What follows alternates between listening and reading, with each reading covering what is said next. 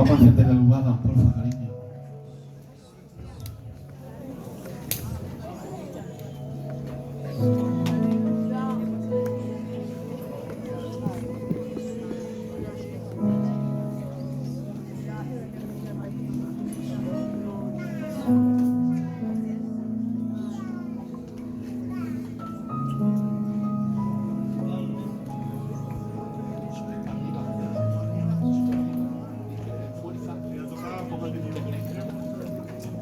Gloria a tu nombre.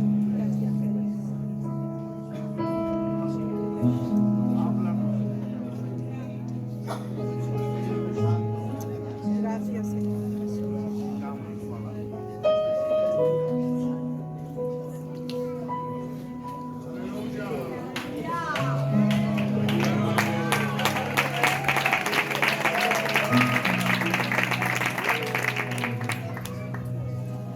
Gloria a Dios. Bueno, la verdad que estamos teniendo una tarde y una noche de muchísima bendición. Y bueno, ya saben que yo ya me siento parte de los retiros de la iglesia de Fuengirola. Ya es el tercer retiro que compartimos juntos. Y siempre que vengo, me voy bendecido. De verdad, siempre que vengo,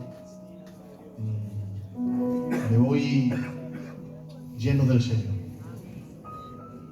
Porque no sé qué tienen los retiros que hace la iglesia de Fuengirola, que están marcados por Dios. Así que, bueno, tantas veces ya con ustedes que os he cogido muchísimo cariño. Y este retiro, pues, es de mucha bendición porque también han venido muchos hermanos de diferentes partes, como el hermano de la tarde ha compartido. Y bueno, casi todos los conocemos porque hemos estado en sus zonas. Y antes de compartir algo, voy a contar algo que me pasó en el retiro anterior, cuando vino el hermano Eugenio. Fue el anterior, ¿verdad? Pues resulta de que estábamos en el hotel y había como un pequeño recinto también donde buscábamos al Señor parecido a este. Y recuerdo que mientras estábamos buscando al Señor, la hermana, la compañera de nuestro hermano Antonio, que está atrás, que es obrero del Señor y amigo mío de hace muchos años, pues yo veía que la hermanita tenía, ¿cómo se llama esto? Una mascarilla. Claro, y no entraba. Y nosotros estábamos dentro con el aire acondicionado gozando. Y la hermana se ponía en la puerta sin poder entrar, dándole el sol y aguantando ahí el culto. Y le pregunto a Antonio, digo, Antonio, ¿por qué tu compañera no pasa y tiene? Dice, es que tuvo una bacteria, que hace años le entró una bacteria, se manifestó en ella y no puede oler ninguna colonia ni nada porque se asfixia. Y la hermana no podía entrar. Y yo recuerdo, hermanos, que me entró una pena en el alma, que le dije al Señor, cuando termine la reunión me voy a acercar a ella, voy a orar por ella, Señor. Con fe o sin fe, no sé si voy, con pena voy con mucha pena. Así que te ruego que obres. Recuerdo, hermanos, que fui, puse mi mano en su cabeza, oré por ella. Y al poquito tiempo, el hermano Antonio me llamó. Desde aquel momento, el Señor le quitó la bacteria. Está aquí con nosotros, sana, bendecida. Aleluya.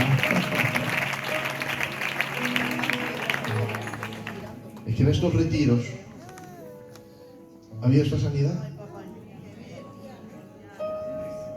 Porque son del Señor. Entonces, son las 11:09. Voy a compartir algo así tranquilo y ya descansamos y mañana más, ¿vale? Vamos a ir a San Juan capítulo 2, verso 1. Dice la Biblia: al tercer día se hicieron unas bodas en Caná de Galilea y estaban allí la madre de Jesús. Y fueron también invitados a las bodas Jesús y sus discípulos. Y faltando el vino, la madre de Jesús le dijo: ¿no tienen vino? Jesús le dijo: ¿qué tienes conmigo, mujer? Aún no ha venido mi hora. Su madre dijo a los que servían: haced todo lo que os dijere. Estaban allí 6 tinajas de piedra para agua, conforme al rito de la purificación de los judíos, en cada una de las cuales cabían 2 o 3 cántaros. Jesús les dijo: llenad estas tinajas de agua. Y las llenaron hasta arriba. Entonces les dijo: sacad ahora y llevadlo al maestresala. Y se lo llevaron.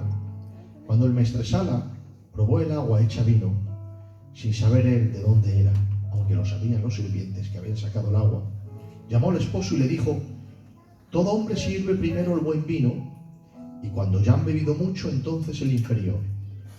Mas tú has reservado el buen vino hasta ahora. Este principio de señales hizo Jesús en Caná de Galilea y manifestó su gloria, y sus discípulos creyeron en él. Después de esto descendió a Capernaum, él, su madre, sus hermanos y sus discípulos, y estuvieron allí no muchos días. No sé cuánto tiempo voy a estar poquito tiempo. El primer milagro que hizo Jesús fue convertir el agua en vino. Y salvó una boda. No empezó salvando un pecador, empezó salvando una boda que estaba a punto de estropearse porque faltó el vino. Pero no se estropeó porque ahí estaba Jesús. La pregunta sería: ¿por qué Jesús transformó el agua en vino? Para que la fiesta siguiese. ¿No parece una locura? Bueno, pues si se ha terminado el vino, pues deja que se termine. Total, es una boda. Claro, tenemos que entender el contexto en el que se hacía una boda judía. Una boda judía no duraba un día, duraba una semana. Lo he escrito aquí. La ceremonia era por la tarde, después de una fiesta. Luego, después de la ceremonia, se acompañaba a la nueva pareja a su nuevo hogar. Para entonces ya se había oscurecido y la comitiva iba por las calles de la aldea con antorchas encendidas. Iban intencionalmente por la calle más larga a su nuevo hogar, para que las personas que no fueron invitados a la boda vieran a los novios y pudieran felicitarles y saludarlos. La nueva pareja no se iba de luna de miel, se iba a su nuevo hogar. Y esa semana todo lo que ellos decían era ley. Les trataban como reyes. De hecho, les llevaban regalos, vestidos y coronas. Y a él se le trataba como un rey y a ella como una reina. Claro, en un tiempo donde la pobreza era máxima y donde las enfermedades estaban azotando al pueblo, una semana de boda era una semana de alegría. Y aparte, las personas no tenían mucho dinero. Tenían que haberse ahorrado mucho para hacer una boda a sus hijos, y el poquito dinero que tenían lo habían gastado en la boda. Claro, en ese momento quizá vino más gente de lo debido y se quedaron sin vino. Y es una vergüenza que en una boda falte vino. Te has preparado durante tiempo para la boda y de pronto se queda sin vino. Pues en todas las regiones de Galilea y de Palestina hubiesen dicho: qué vergüenza, se han quedado sin vino en la boda. Pero Jesús, conociendo esto, dice: no, Jesús, ven, se han quedado sin vino en la boda. Jesús le dijo: ¿y qué quieres conmigo, mujer? Eso se traduce en otras palabras: ¿qué quieres que haga? Por eso ella le dijo: haced lo que él os dijere. Claro, Jesús dijo, ¿qué hay ahí? 6 tinajas de piedra, llenadlas de agua. Las llenaron y ahora dijo, sacad el agua que hay ahí y llevarlo al maestresala. Se lo llevaron al maestresala y el agua se había convertido en vino. ¿Sabes cuántos litros había convertido Jesús? 600. 600 litros de agua en vino. Digo, pero Jesús, pero ¿por qué tanto? Aunque sea un poco, a fin de que termine la fiesta por lo menos bien. Dice, no, Pedro, aquí tiene que sobrar, porque esta nueva pareja se ha quedado sin vino. Y como se enteren las 5 regiones de Palestina, los padres de la novia van a sentir mucha vergüenza. Pero estando yo aquí, no permitiré que los padres de los novios se queden avergonzados en Palestina. Así empezó Jesús, hermanos. Moisés empezó convirtiendo las aguas del río Nilo en sangre. Sansón empezó matando 1000 filisteos con la quijada de un asno. Daniel empezó contando un sueño incontable. Sadrach, Mesach y Abed-Negó empezaron en el horno de fuego 7 veces, calentado más de lo debido, y ni siquiera sus ropas a olor de humo tenían. Pero este que pudo empezar mejor que todos ellos, al contraste de todos ellos, empezó así de sencillo, salvando la reputación de una familia que no tenía dinero, salvando la reputación de alguien que iba a pasar vergüenza. Pero Jesús dijo, no, estos mientras yo esté aquí no pasarán vergüenza. Multiplicaré el agua en vino, llenadla, 600 litros. Y nadie pudo pasar vergüenza en aquella boda, porque Jesús estaba allí para quitar la vergüenza de los novios y los padres de los novios. Y con esto te voy a decir que Jesucristo no solo ha venido a borrar tus pecados, también ha venido a quitar tu vergüenza. No sé lo que ha producido el pecado en tu vida. Quizá ha producido vergüenza en tu casa, pero el Hijo de Dios ha venido no solo a borrar tus pecados, ha venido a quitar tu vergüenza. El Hijo de Dios es capaz de borrar todos los pecados que hayas cometido y con su preciosa sangre limpiarlos en un instante, de tal manera que recobres fuerza y esperanza y puedas mirar al pasado con esperanza y decir, es verdad que pequé grandemente contra Él, pero Él hoy me ha perdonado y ha cambiado el agua de mi vergüenza en vino del gozo y de la relación con el Espíritu de Dios. Saber que has sido perdonado por Dios. Cuando alguien sabe que ha sido perdonado por Dios, no hay nadie que te pueda acusar. La religión no te puede acusar. Los hombres no te pueden acusar. Ciertamente pueden hacerlo, pero no van a hacer nada en tu alma, porque tú sabes que has sido perdonado por el Señor. Y si hay alguien aquí en este momento que puede borrar el pecado y sanar la vergüenza, ese es el Señor Jesucristo, que está aquí en este momento para perdonar cualquier pecado y sanar cualquier vergüenza. Es así de sencillo como empezó. Ahora bien,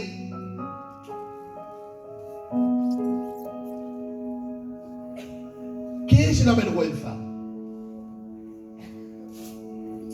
La vergüenza es turbación del ánimo que se produce por una falta cometida o por alguna acción humillante o deshonrosa. Te pregunto, ¿has cometido un pecado que nadie sabe y que no puedes confesar? No se lo puedes decir a tu cónyuge, ni a tu pastor, ni a tus amigos del coro, porque si lo cuentas, se acabó la fiesta. Pero hay uno que lo sabe y ha dicho, si tú te arrepientes, la fiesta continúa, porque yo estoy aquí para perdonar tus pecados y sanar tu vergüenza. ¡Aleluya! ¿Quién fue el primero que sintió vergüenza? ¿Recuerdan cuando Adán pecó contra el Señor? La voz de Dios le dijo, Adán, ¿dónde estás tú? Y le dijo él, Señor, sentí vergüenza y me escondí. Eso es lo que le pasó. Sabía que había cometido una acción humillante y deshonrosa.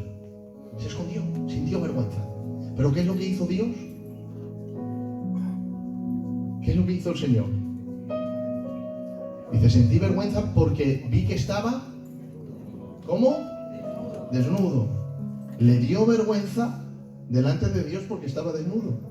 Y dice la Biblia que Dios le vistió con pieles. ¿De dónde Dios sacó esas pieles? Lo que hizo Dios es sacrificar un animal. Le arrancó Dios la piel y llena en sangre vistió a Adán. Exactamente lo que hizo nuestro Señor Jesucristo. Nosotros llenos de pecado, con acciones humillantes y vergonzosas que nadie sabe y que no podemos decir, Él ha venido, ha muerto por nosotros y nos ha vestido de su Hijo. No hay nadie que te pueda acusar porque ahora estás vestido de la justicia de Dios. De tal manera que Dios es capaz de sanar tu vergüenza. Sanó la vergüenza de Pedro, restaurándole después de su negación. Perdonó a la adúltera, borrando su vergüenza del pasado. Sanó la vergüenza de la samaritana, la soledad del leproso, la vergüenza de la mujer con flujo de sangre, la vergüenza de los 5.000 que no tenían que comer, el halago de la viuda que dio una ofrenda pequeña delante de los ricos y grandes, diciendo, esta dio más que ninguno. ¿Sabes por qué? Porque Jesús es capaz de sanar tu vergüenza. Os pregunto, ¿por qué Jesús le fue necesario pasar por Samaria? Le fue necesario pasar por Samaria porque allí había una joven, una mujer, que iba por la tarde. Iba por la tarde a sacar agua. ¿Y por qué iba por la tarde? Si las jovencitas siempre van por la mañana. Iba por la tarde, porque como había tenido 5 maridos, le daba vergüenza ir con jóvenes que todavía eran vírgenes. Pero Jesús dijo, allí hay una mujer que tiene vergüenza de su pecado, me es necesario pasar por Samaria, porque mientras ninguna joven ni hombre se acerca a esa mujer, yo me acercaré a ella. Se acercó Jesús a aquella mujer y cuando se acercó, se sentó cansado junto al camino y mirándola le dijo, mujer, dame de beber. ¿Qué cosas? Venía a sanar su vergüenza y se presenta como un necesitado. Entonces ella le mira y le dice, ¿cómo tú siendo judío y yo samaritana me pides a mí de beber? Si tú sabes que los judíos y los samaritanos no nos llevamos bien. Claro, había habido una disputa en el pasado, cuando los hijos de Israel fueron cautivados, se quedaron algunos hijos de Israel en Jerusalén, se mezclaron con otras personas que habían allí y de allí salieron los samaritanos, que no eran judíos de pura cepa. Los judíos de pura cepa decían, vosotros no sois judíos de verdad, estáis mezclados. Entonces ellos dijeron, no, nosotros somos hijos de Jacob también, vamos a adorar en el monte Gerizim y vosotros en el monte de Jerusalén. Vosotros tenéis el templo de Salomón y nosotros tenemos otro templo, que ese es el templo que Dios nos ha mandado. Era todo falso, era todo mentira. Querían aparentar pero no tenían nada. ¿Y qué es lo que hizo esta mujer? Se fue al pasado. Se fue al pasado de la contrariedad entre samaritanos y judíos. Y resulta que su problema no era la contrariedad entre judíos y samaritanos. Su problema era con sus propios samaritanos, que ninguna le recibía. Ese era su problema. No era el pasado de su pueblo, era su propio pasado lo que le estaba atormentando. Por eso iba sola al pozo. Pero aquel judío, Jesús de Nazaret, se acercó, se presentó como un necesitado. Dame de beber. Y ella le dice, no, ¿cómo tú siendo judío me pides a mí? Entonces Jesús le mira y le dice, mira, tu problema no es el pasado de tu cultura. Tu problema no es el pasado entre judíos y samaritanos. Tu problema es tu propio pasado. Por eso Jesús le confronta y le dice, llama a tu marido. Aquella mujer le dice, no tengo marido. Jesús le mira y le dice, esto has dicho con verdad, porque 5 maridos has tenido y el que ahora tienes tampoco es tu marido. Le saca Jesús su pasado. ¿Para qué saca Jesús su pasado? ¿Para curar? ¿Para acusarla? No, saca su pasado para curarla. Por eso cuando se le queda mirando ella y le dice, ¿y cómo sabes tú toda mi vida? Que lo sepan los samaritanos está bien, pero tú que eres judío y que nunca has pasado por aquí, ¿cómo sabes tú que yo he tenido 5 maridos y el que ahora tengo no lo es? Me parece que tú eres profeta. ¿Te das cuenta? Se da cuenta que está delante de un hombre de Dios.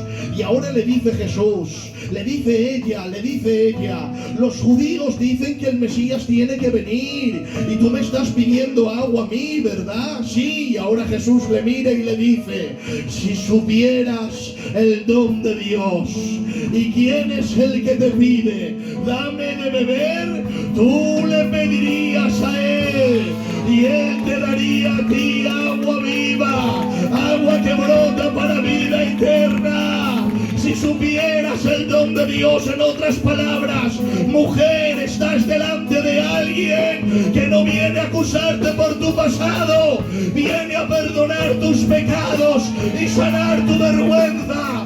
Estoy aquí para que el agua de la vida brote dentro de ti, porque tu pasado te está amargando. No sé si tu pasado te ha amargado y el pecado que has cometido te está acusando día y noche. Algo que no te deja dormir, no puedes vivir, te está acusando el enemigo. Pero en esta noche, como hombre de Dios, vengo a decirte, hay uno que tiene agua de vida, capaz de perdonar tu pecado, sanar tu vergüenza. Que nadie te acuse mientras el Hijo de Dios te está dando de su agua.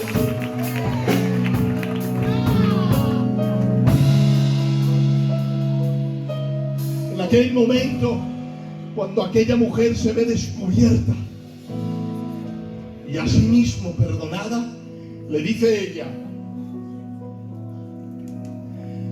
han dicho que tiene que venir el Mesías. Jesús le mira y le dice, el que habla contigo, él es. Le ha ocultado a los fariseos que es el Mesías y se lo ha revelado a la campeona de los divorcios. Sí, hermanos, no ha venido a condenar, ha venido a salvar y a perdonar a los pecadores. Ha venido a restaurar a los que han caído y sanar su vergüenza. Él ha venido a levantar a aquel que cree que no tiene perdón, porque la religión te ha dicho, no puedes ser perdonado. Sí puedes ser perdonado. La Biblia dice, el que encubre su pecado no prosperará, mas el que lo confiesa y se aparta alcanzará misericordia. Puede convertir a Saulo en Pablo, puede convertir a Simón en Pedro, puede convertir al ladrón de la cruz en el primer salvado en el pacto de la gracia. Le puede prometer un paraíso al ladrón de joyas cuando éste se ha arrepentido. Y hoy está aquí el dador de la vida para decirte, vengan a mí los cansados y trabajados, y yo el Señor os haré descansar. Vengan a mí y estemos a cuentas. Si tu pecado fuere como la grana, como la nieve, serán emblanquecidos, y si fueren rojos como el carmesí, como la blanca lana, vendrán a ser el perdonador de los pecados, el amigo de los pecadores. Está aquí en vivo y en directo con nosotros y te extiende la mano. ¿Tú quieres? ¿Tú quieres? ¿Tú quieres? Pues hoy borro tu vergüenza.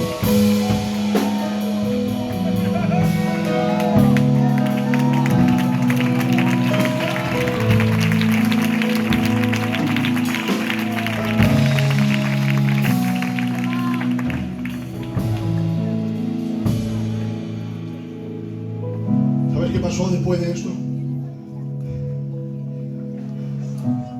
Dios está aquí.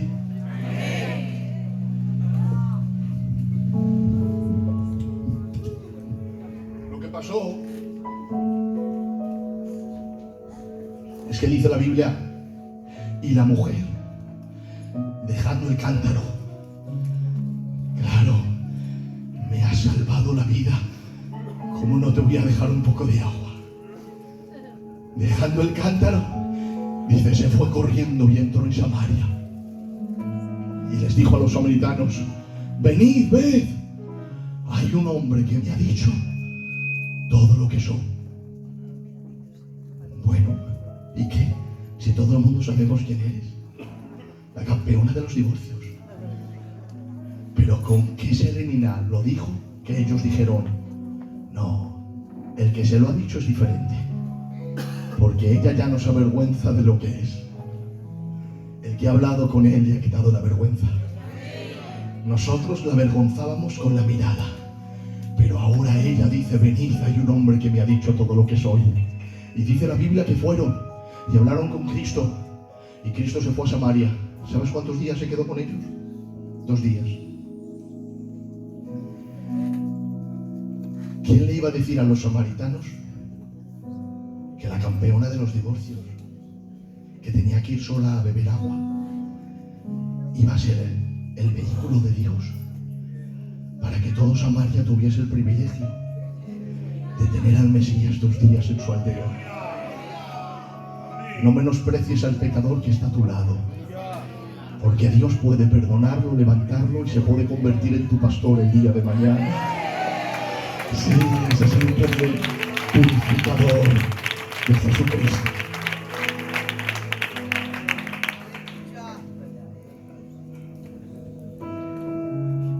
¿Puedo seguir un poquito más? Seguimos un poquito más.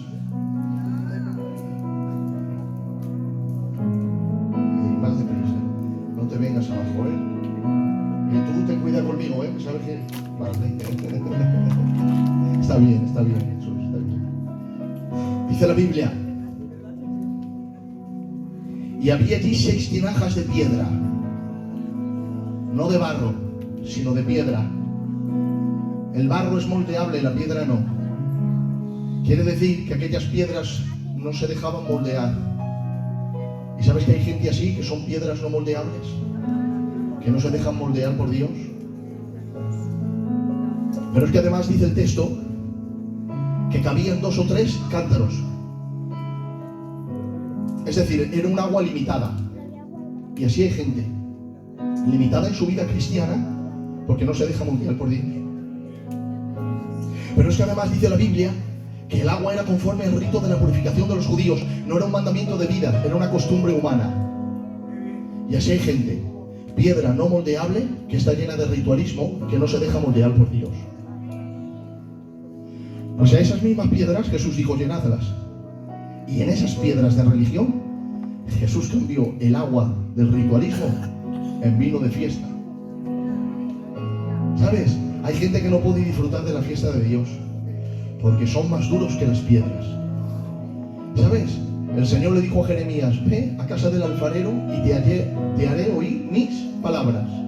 Y cuando fue, dice la Biblia que el alfarero trabajaba sobre la vasija en la rueda y se le echó a perder en su mano. Pero dice la Biblia que hizo una nueva conforme a su modelo. Conforme a su modelo. No le dijo ves a la cantería, sino a la alfarería. Porque Dios a las piedras las rompe y a las vasijas las trata. Por eso hay gente que tiene que ser rota por Dios, porque no te estás dejando tratar por Él. Y por eso Dios, como te ama, te tiene que romper. Por eso le dijo el Señor a Jeremías, no es mi palabra como un martillo que golpea la piedra. Hay gente que son piedras no moldeables, llenas del ritualismo de la religión, limitados, 1 cántaro, 2 cántaros, no saben vivir más en Dios y no se dejan moldear por Él. Por eso el Señor las tiene que romper. Hay otros que son vasos de barro, que se ponen en las manos del Señor y el Señor los moldea de acuerdo a su propósito. No es mejor que Dios te moldea que Dios te rompa, porque el propósito de Dios no es romperte, es moldearte. Pero hay gente, hermanos, que lo único que hace es, Señor, golpéame porque no me dejo tratar. Pero te digo, déjate tratar por el carpintero de Galilea, porque realmente Él no te quiere romper, Él te quiere moldear. Pero Él quiere que nos rindamos a Él. No ha perdonado Él nuestros pecados, no nos ha dado vida en su nombre, no ha quitado Él nuestras vergüenzas, no nos ha levantado de la caída, no ha perdonado nuestra vida, no está preparando una morada, no hemos confiado en Él para la salvación. Pues si Él ha hecho todo esto con nosotros, ¿por qué le vamos a negar el trato de Él con nosotros? ¿Le vamos a negar que Él con su mano nos trate? ¿Le vamos a negar que Él trate con nuestro corazón y con nuestra alma? Le vamos a negar al Espíritu de Dios que conforme nuestra imagen a la imagen del Hijo de Dios. ¿Tendremos que permitir que Dios nos rompa, que Dios nos trate?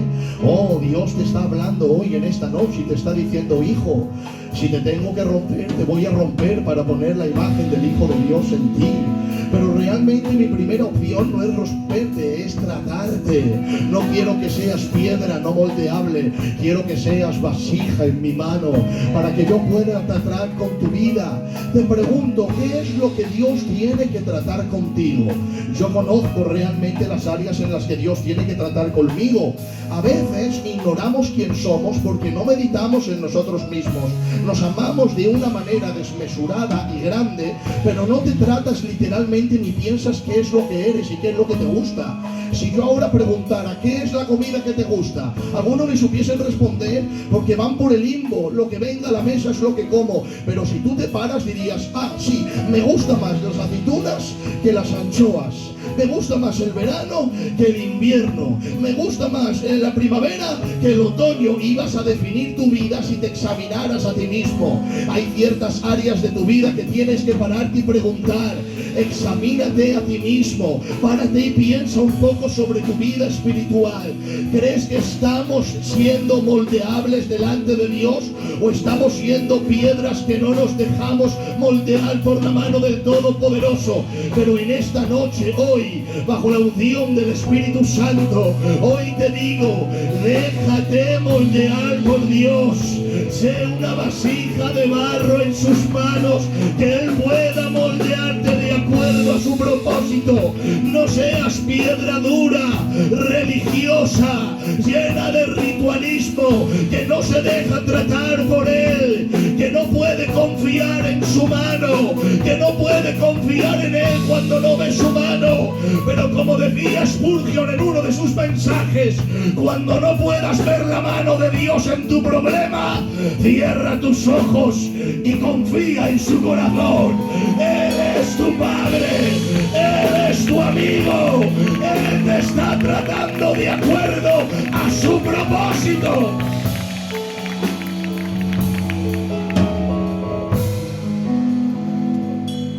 ¿Y sabes qué? Dice la Biblia que el agua se servía de acuerdo a la costumbre. O sea, no era un mandamiento de Dios, era una costumbre humana. Pregunto, ¿crees que no tenemos costumbres raras? ¿Tú sabes que hay costumbres que no son de Dios y que tenemos que abandonarlas? Todavía existen, ¿eh? En el siglo XXI tenemos abogadas, políticos, policías, arquitectos. Algunos no sabemos restar como yo, pero hay algunos que tienen una cultura tremenda. Todavía tenemos costumbres que no son de Dios en el siglo XXI y conociendo la palabra. Mira lo que te voy a decir. Hay costumbres que son humanas, otras culturales y otras diabólicas. ¿Qué es una costumbre? Una costumbre es la manera habitual de actuar de una persona o un colectivo establecido por un largo uso o adquirido por la repetición de actos de la misma especie. Te pregunto, si yo cogiese aquí un joven de 15 años y le digo: hijo, ¿tú has ido a alguna boda? Sí. ¿Tú has visto que levantamos a la novia? Sí. ¿Por qué la levantamos? Y uno te dirá: no lo sé. ¿Para qué tú vas a levantar a la novia cuando sea grande? Sí. No saben por qué lo hacemos. Pero como se repite en nuestra cultura, se hace sin saber. Es más, algunos de los que lo hacen no saben ni por qué. Porque como se ha repetido en nuestra historia, no sabemos ni por qué levantamos a la novia. Hoy te lo voy a decir. A la novia se levanta, hoy la levantan los jóvenes. Antiguamente la levantaban los ancianos. ¿Y por qué la levantaban los ancianos? Porque nuestro pueblo consideraba que nuestros ancianos son la sabiduría. Pero la Virgen es la honradeza. Entonces ellos levantaban la honra por encima de la sabiduría, porque consideraban que es más importante ser honrado que ser sabio.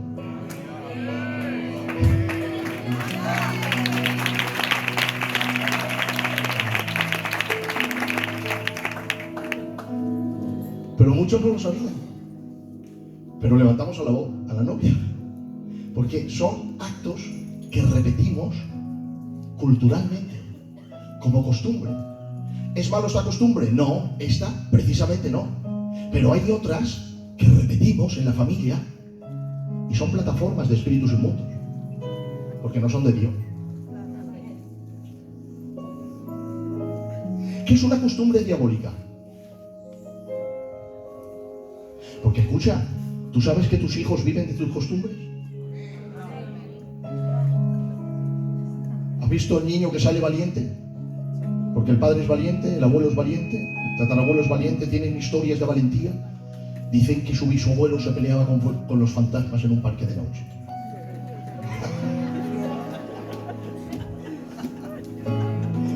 Y el niño nada más nacer con el pecho hinchado así, buscando el fantasma de su bisabuelo.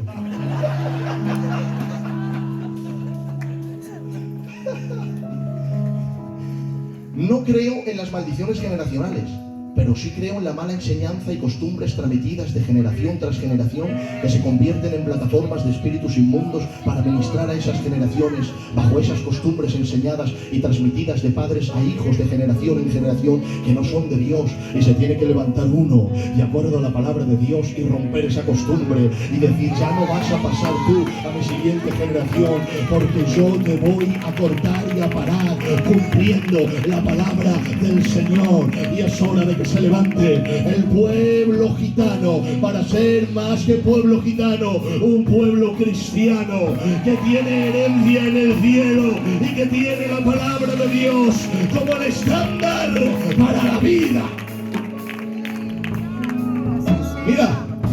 Mira esto que tremendo, esto que te voy a decir, y ya con esto termino.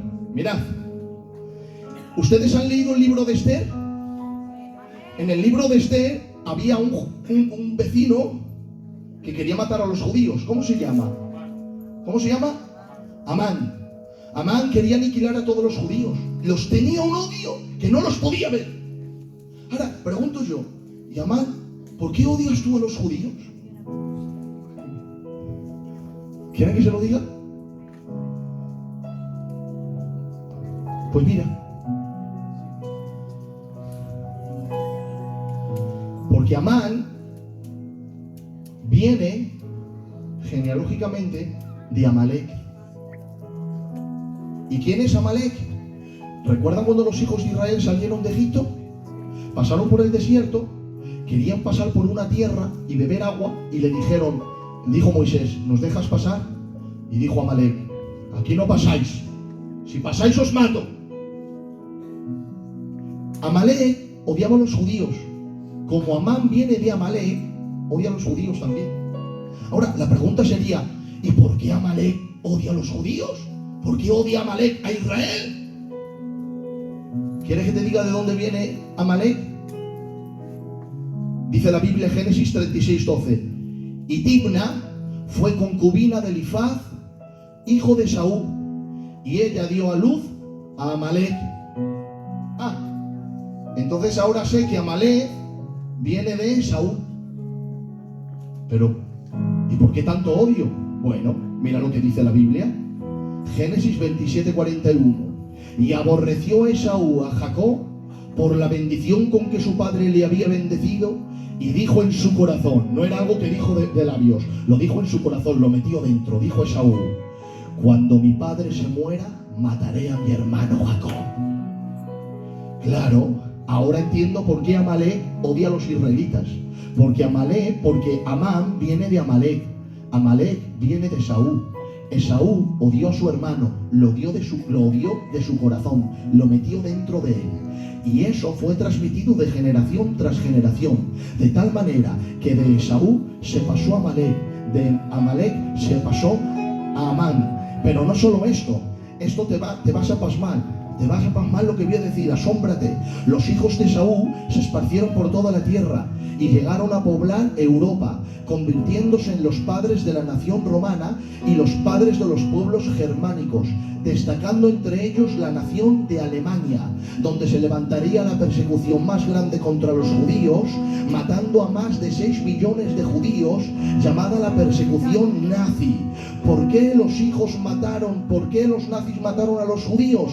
Porque venían de Amán, y Amán venía de Amalek, y Amalek venía de Saúl, y el padre de esa nación odió al padre de la nación de los judíos, y esa costumbre de odio fue transmitida de generación tras generación, y no creo que el Espíritu de Dios esté ahí, ¿verdad? Lo que yo creo es que espíritus inmundos trabajaron en esa costumbre de odio transmitida de generación tras generación, y eso fue transmitido de tal manera que mira lo que desencadenó. Por eso dice la Biblia en Éxodo capítulo 17 y verso 16, dice el Señor: por cuanto la mano de Amalek se levantó contra el trono de Jehová, Jehová tendrá guerra contra Amalek de generación en generación. Aquí te lo digo, hay ideas y costumbres enseñadas a nuestros hijos, repetición de actos que son plataformas para espíritus inmundos, para que puedan trabajar con una familia, un apellido o una nación. ¿Qué estamos enseñando a nuestros hijos como costumbres? Porque detrás de algunas costumbres se pueden esconder espíritus para ministrar nuestra generación. Y como gitanos nosotros hemos sufrido cosas así debido a alguna de nuestras costumbres de ruinas y venganzas. Estas vasijas eran de piedra, no eran moldeables, se movían de acuerdo a la costumbre, no de acuerdo a la palabra, y de acuerdo a la costumbre no podían progresar. La costumbre no ayudó a nada a la fiesta, pero ahí estaba el Señor para convertir el agua del ritualismo en un vino para que la fiesta pudiese seguir. Hoy te digo aquí en el poder del Espíritu Santo: ¿qué costumbre has heredado de tus padres, de tus abuelos y de tu casa que te está haciendo contrario a los principios de la palabra de Dios? Hoy levántate como hombre y mujer de Dios y di: esta costumbre no pasará a la siguiente generación, porque no me muevo por la costumbre del ritualismo, sino por la verdad de la palabra del Señor.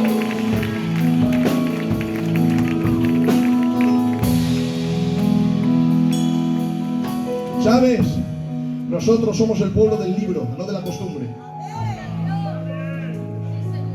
Somos el pueblo del libro, no de la costumbre. Bueno,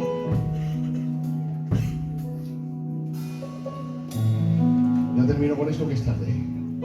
Dios nos ha hablado, algunas cosas positivas y otras negativas. ¿Y qué es lo que vas a recibir?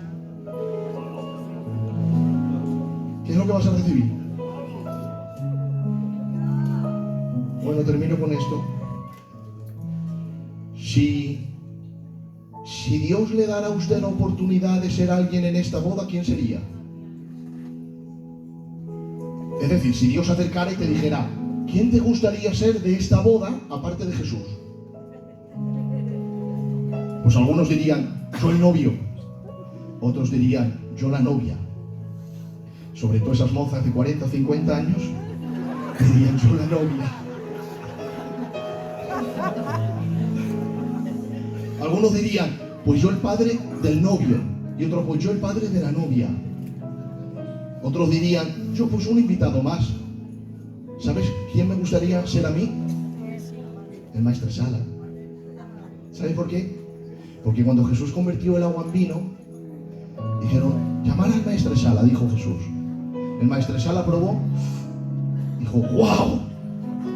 ¿Qué es esto? Llamar a los novios. Vienen los novios y dice: has hecho muy mal. Dicen los novios: ¿y por qué? Y el maestresala dice: porque todo hombre inteligente saca el buen vino a lo primero. ¿Y por qué? Dice: muy fácil. Porque como todavía no están ebrios,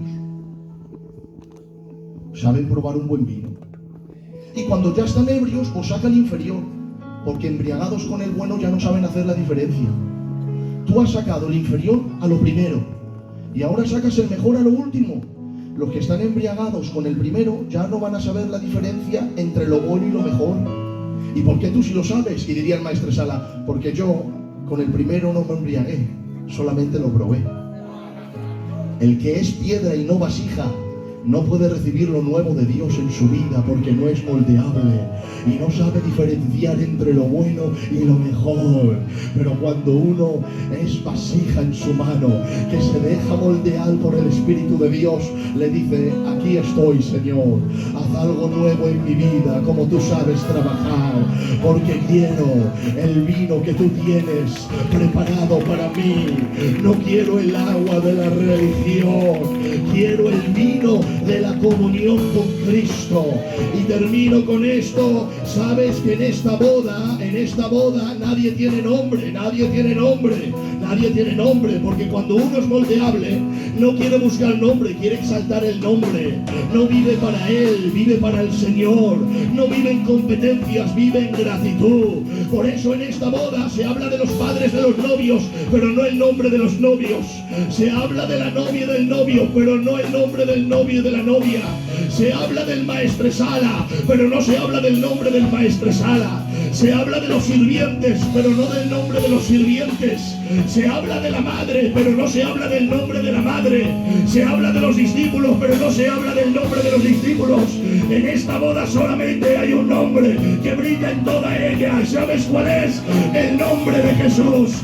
Ese nombre sí se menciona, porque aquí podemos ser novios, novias, sirvientes, cántaros, maestresalas, pero solamente hay un nombre que es exaltado en esta fiesta, y es el nombre precioso del Cordero sin mancha.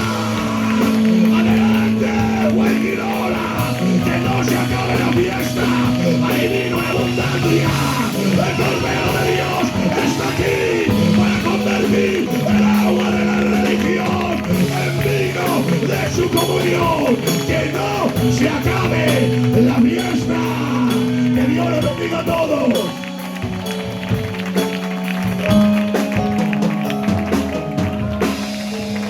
Aleluya. No se vayan, que no se vayan, por favor. Amén.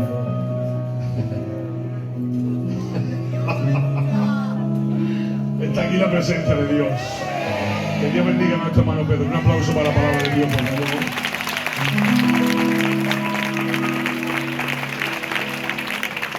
Atención, sigue tocando, primo.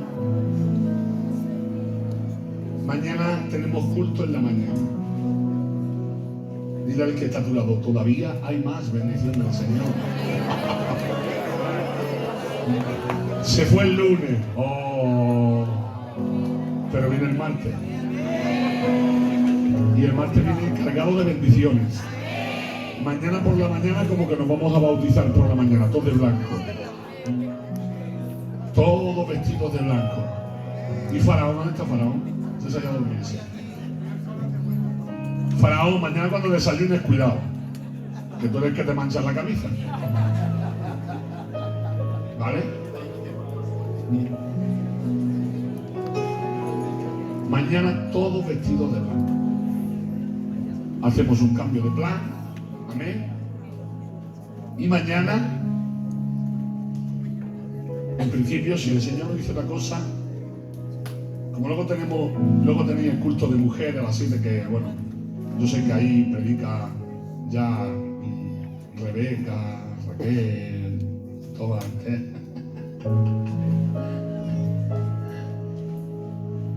Ellas van a gozar en el culto de mujeres, amén. Nos vamos a dejar libres, los hermanitos estaremos orando por vosotros, ¿verdad?